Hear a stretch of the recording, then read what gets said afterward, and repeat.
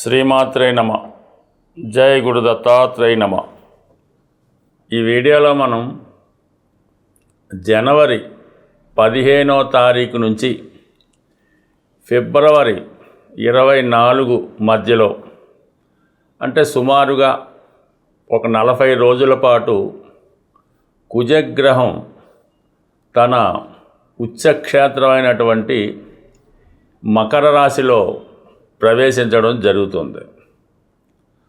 So ఈ సమయంలో కొన్ని రాశుల వారికి లేదా కొన్ని లగ్నాల వారికి రుచిక మహాపురుష యోగం అనే పంచమహాపురుష యోగం అన్నది ఏర్పడడం జరుగుతుంది. సాధారణంగా ఈ యోగం ఎవరి జాతకంలో ఉంటే వారిలో కుజుడి యొక్క కారకత్వాలు వారికి బాగా కలిసి రావడం జరుగుతూ ఉంటుంది. అంటే విపరీతమైనటువంటి ధైర్య సాహసాలు, డామినేటింగ్ నేచరు, ఏదైనా ఒక పని ఉత్సాహంగా పూర్తి చేయడం జరుగుతూ ఉంటుంది. అయితే ఈ రుచిక మహాపురుష యోగం ఉన్న జాతకులు ఏదైనా ప్రభుత్వ సర్వీస్కి ప్రయత్నం చేస్తున్నప్పుడు, అంటే పెద్దవాటికి ఒక ఐపీఎస్, ఐఆర్ఎస్, ఐఏఎస్ లాంటి ఉన్నత స్థాయి ఉద్యోగాలు ప్రవేశించడానికి ఈ యోగం చాలా సహాయపడుతుంది. అలాగే రాజకీయాల్లో కూడా ఎమ్మెల్యే స్థాయి పై స్థాయిలో ఉండడానికి, అలాగే ఈ హోమ్ మినిస్టర్ లాంటి పోలీస్ శాఖకు సంబంధించినటువంటి వాటిలో హోమ్ మినిస్టర్ లాంటివి అవడానికి కూడా ఈ కుజుడు వారి జాతకంలో ఇటువంటి యోగంలో ఉండడం జరుగుతూ ఉంటుంది. అంటే ఈ రుచిక మహాపురుష యోగం ఏ విధంగా ఏర్పడుతుందంటే, కుజుడు తన స్వక్షేత్రాలైనటువంటి మేషగం, వృశ్చికంలో కానీ తన ఉచ్చక్షేత్రమైనటువంటి మకరంలో కానీ ఉన్నప్పుడు అవి మిగతా రాశుల వారికి కేంద్రం అయినప్పుడు ఈ యోగం అన్నది ఏర్పడుతూ ఉంటుంది. ఈ యోగ ప్రభావం ఉన్నవాళ్ళు పూర్వం సైన్యాధ్యక్షులుగా, కొంతమంది చక్రవర్తులుగా, రాజులుగా, అంటే యుద్ధం చేసి రాజ్యాలు సంపాదించే యోరులుగా వాళ్ళు విజయం సాధిస్తూ ఉండేవారు. నవ్ డేస్ అయితే వీళ్ళు ఎక్కువగా ఈ పోలీస్ డిపార్ట్మెంట్లోను, రాజకీయాల్లోనూ, రియల్ ఎస్టేట్ రంగంలో, అంటే ఒక సాధారణటువంటి వ్యక్తులు, ఒక సాధారణటువంటి డైలీ కూలీగా ఉన్నటువంటి వాళ్ళు ఈ భూమి సంబంధించింది, స్థిరాస్తి సంబంధించింది కన్స్ట్రక్షన్ రంగంలో ప్రవేశించి వేల కోట్లు సంపాదించారంటే వారి జాతకంలో కుజుడు బలంగా ఉండడం, ఇటువంటి రుచిక మహాపురుష యోగం వారి జాతకంలో ఏర్పడడం వల్ల వారి జీవితంలో సాధారణ స్థాయి నుంచి చాలా ఉన్నత స్థాయికి వెదగడానికి ఈ గ్రహస్థితి కారణమవుతుంటుంది.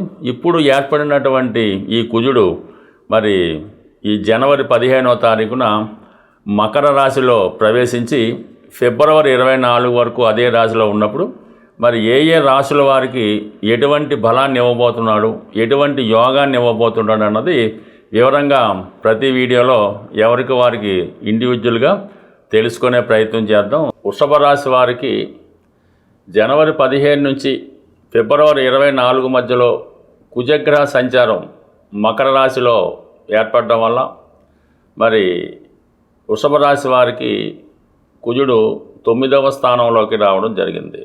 ఏదైనా భాగ్యస్థానంలోకి ఏ గ్రహం వచ్చినా సరే ఆ గ్రహ కారకత్వానికి అదృష్టం అన్నది రావడం జరుగుతూ ఉంటుంది. వృషభ రాశి వారి కుజుడు సప్తమ వ్యయాధిపతిగా, ఒక విధంగా జీవిత భాగస్వామి, లైఫ్ పార్ట్నరు మొత్తం అంతా కూడా కుజుడు బట్టే చెప్పడం జరుగుతూ ఉంటుంది. ముఖ్యంగా స్త్రీలకి వారి జాతకంలో కుజుడు యొక్క బలాన్ని బట్టి ఎటువంటి భర్త రాబోతున్నాడు, ఆ భర్త గారి యొక్క ఉద్యోగ వ్యవహారాలు, యాటిట్యూడు, అతని ఆలోచనలు, అలవాట్లు ఏ విధంగా ఉంటాయి, ఇవన్నీ కూడా స్త్రీ జాతకంలో ఈ కుజుడు భర్తని రిప్రజెంట్ చేయడం జరుగుతూ ఉంటుంది.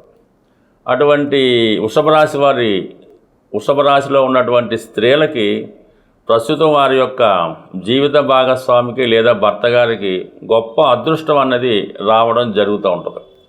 అనూహ్యంగా వారి యొక్క హోదా పెరగడం వల్ల, అలాగే వారి యొక్క వృత్తిలో అభివృద్ధి, హోదా, నేమ్ అండ్ ఫేమ్ పెరగడం వల్ల చాలా వరకు మీకు ఒక విధమైనటువంటి అదృష్టం అన్నది భర్త ద్వారా రావడం జరుగుతుంది.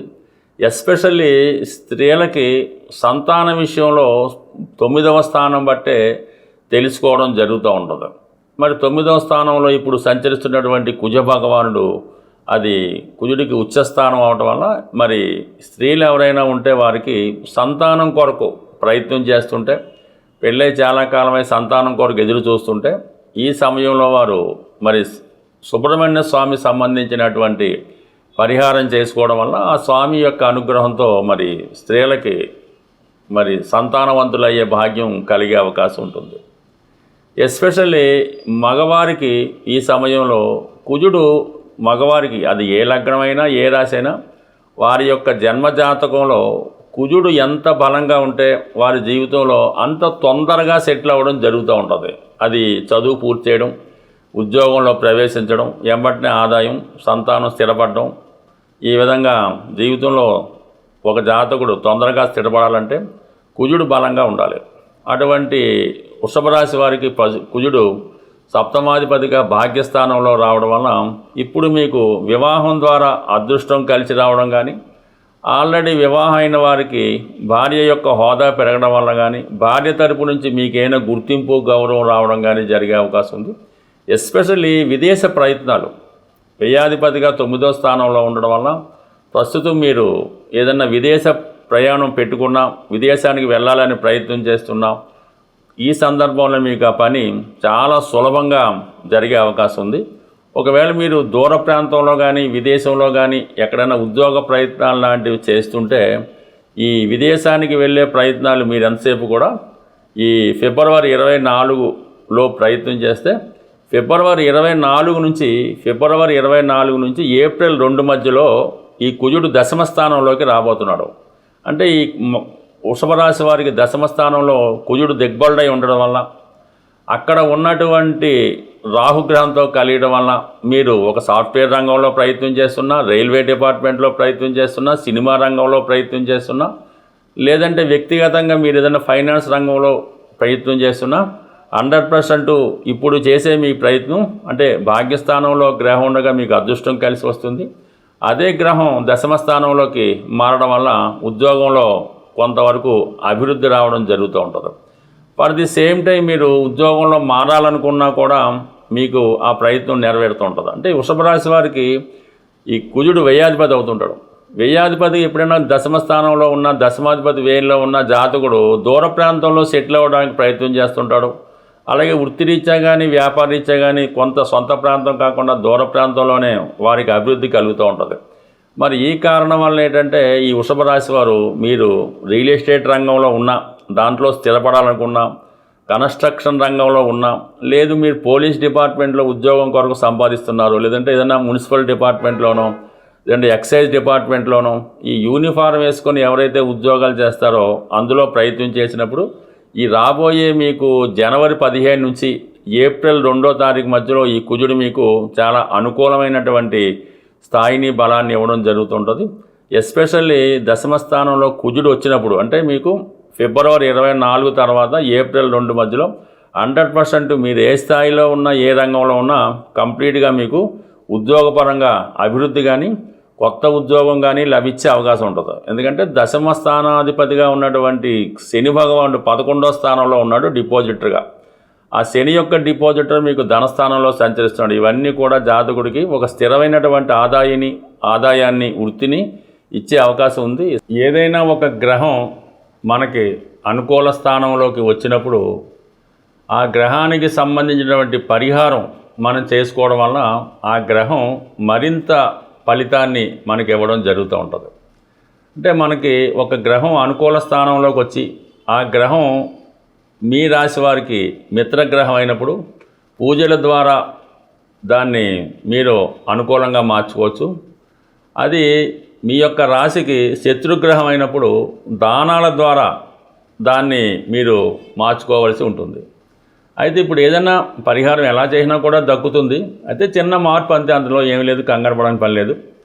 కుజుడు యొక్క ఫలితం మనకు తొందరగా రావాలంటే ఒకటేమో సుబ్రహ్మణ్య స్వామి, 2 ఆంజనేయ స్వామి. ఇందులో ముఖ్యంగా వివాహానికి సంబంధించినటువంటి సమస్యలు, ఆర్థికపరమైనటువంటి సమస్యలు, ఉద్యోగానికి సంబంధించిన సమస్యలు, అలాగే వివాహం తర్వాత వచ్చినటువంటి గొడవలు, చికాకులు, కట్న వేధింపులు, భార్యాభర్తల మధ్య అనుకూలత లేకపోవడం, వీటన్నిటికీ ఆంజనేయ స్వామి వారిని పూజించుకోవడం వల్ల ఆ ఫలితం రావడం జరుగుతుంది. దీనికి ఏంటంటే సుమారుగా ప్రతి మంగళవారం ఆంజనేయ స్వామి వారికి తమలపాకులతో అర్చన చేయడం వల్ల, హనుమాన్ చాలీసా పారాయణ వల్ల మీకు తొందరగా ఆ ప్రయత్నం నెరవేరుతూ ఉంటుంది.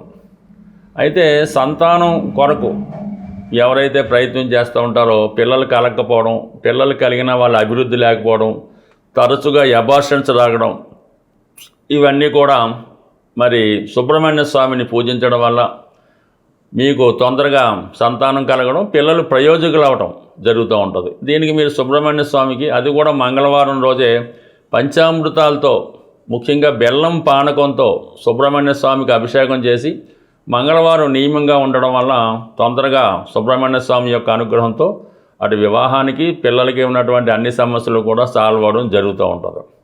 సో ఈ విధంగా మరి కుజగ్రహ అనుగ్రహం కావాలంటే చేయొచ్చు. కుజుడికి కందులు దానం చేయవలసి ఉంటుంది. నౌవేడేస్ కందులు పెద్దగా కాకపోయినా మంచి కందిపప్పు, ఒక కుజుడి సంఖ్య మరి చెప్పే విధంగా, అంటే కుజుడి సంఖ్య 9 అంటూ ఉంటారు, కానీ ఏంటంటే ఒక 6 కిలోలు కందిపప్పు ఏదైనా ఒక దేవస్థానంలో అన్నదానం చేసినటువంటి ప్రదేశాల్లో వారికి డొనేట్ చేసినా పర్లేదు, లేదంటే ఏదైనా దేవాలయంలో 6 కిలోల కందిపప్పు అక్కడ ఉన్నటువంటి బ్రాహ్మణులకి దక్షిణ తాంబూలంతో పాటు దానం చేయడం వల్ల కుజుడి యొక్క అనుగ్రహం పొందే అవకాశం ఉంది. లేదంటే కుజుడికి జపం అది చేయించింది అంటే అది మీ యొక్క తీవ్రతను బట్టి పరిహారం ఉంటుంది. బట్ ఏదైనా సింపుల్గా పరిహారం ఏంటంటే, లేదా మీరు ఒక రాగి కడియాన్ని, కాపర్తో తయారు చేసిన కడియాన్ని కుడి చేయికి ధరించడం వల్ల కూడా కుజుడి యొక్క అనుగ్రహం మీకు తొందరగా లభిస్తుంది. స్వస్తి.